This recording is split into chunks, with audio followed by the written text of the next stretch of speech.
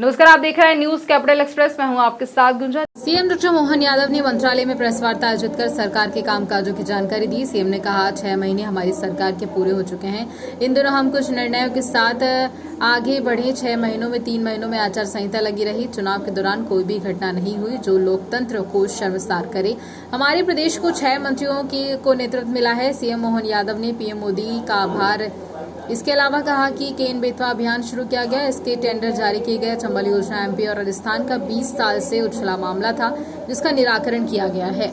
वहीं एक बड़ी परियोजना शुरू की है, इससे मालवा ग्वालियर चंबल को फायदा होगा। 10,000 करोड़ की लागत से 600 उद्योग इकाइयों का शुभारंभ किया गया है। मुझे इस बात की प्रसन्नता है कि लगातार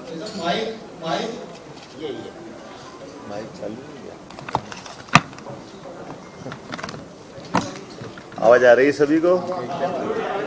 वैसे भी आपकी बुलंद आवाज। अरे ठीक है सर।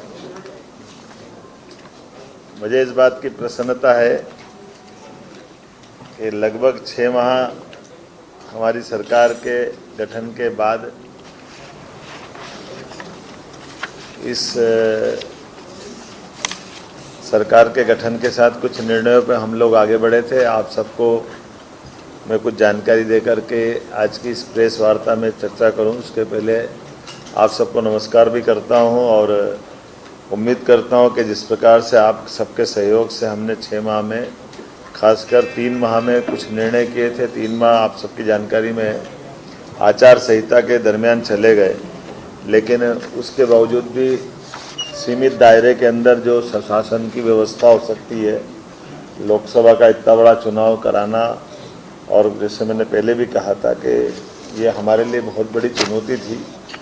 लेकिन मैं आपका भी आभार मानता हूँ, सभी इससे जुड़े हुए पक्षों का भी मानता हूँ और विपक्षी दल के लोगों का भी मानता हूँ कि सबके साथ मिलकर के चारों चरण के चुनाव में किसी भी ज़िले में ऐसी कोई घटना नहीं हुई जिससे हमारा ये लोकतंत्र का पावन पर्व कहीं कलंकित हो। मुझे इस बात का संतोष है।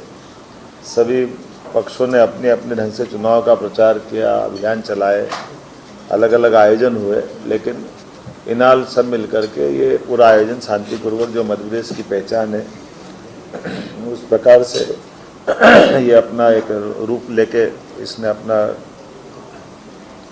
बेहतर परिणाम दे करके संतोष व्यक्त करते हुए, और एक और ख़ास बात, यशस्वी प्रधानमंत्री को भी मैं धन्यवाद देता हूं कि हमारे अपने इस लोकसभा ने अच्छे से प्रतिनिधित्व भी दिया है।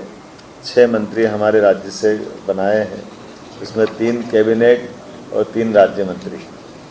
छठा एल मुरुगन जो राज्यसभा कोटे से आते हैं, आप में से कई लोग जानते हैं, कई नहीं लिख पाए थे, तो मैंने इसलिए बार बार कोट किया है।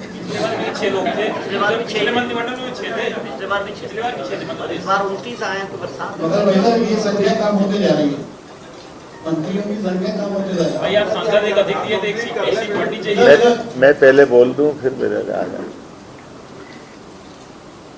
माननीय प्रधानमंत्री ने जैसा हमारे इस चुनाव के दरमियान कैंपेन किया था, और एमपी के मन मोदी, मोदी के मन में एमपी, और हमने सबने भी उनकी भावना के हिसाब से अलग अलग काम को बहुत गति से बढ़ाया था। आपकी जानकारी के लिए बता दूं,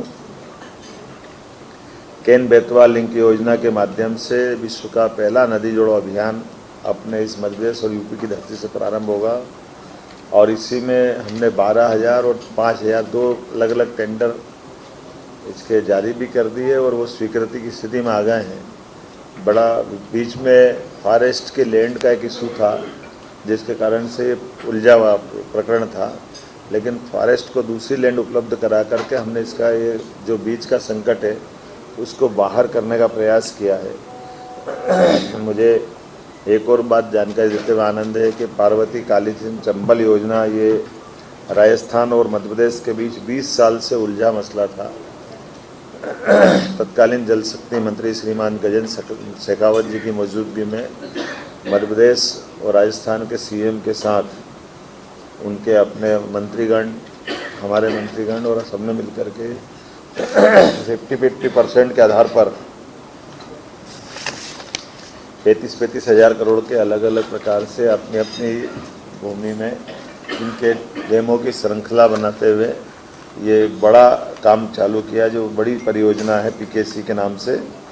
इसका पूरा हमारा चंबल का, मालवा का, ये पश्चिमी मध्य प्रदेश का हिस्सा बहुत लाभान्वित होगा। एक और बड़ा प्रोजेक्ट 1956 का बना हुआ गांधी सागर डैम, जिसमें 50-50% की जल राशि के आधार पर बंटवारा हुआ था, लेकिन कुछ कमी रह गई। उसके लिए भी हमने इसको उठाया और इस पर बात कर रहे हैं कि भाई ज़मीन हमारी ज़्यादा जा रही है और पानी का उपयोग हमको कम मिल रहा है।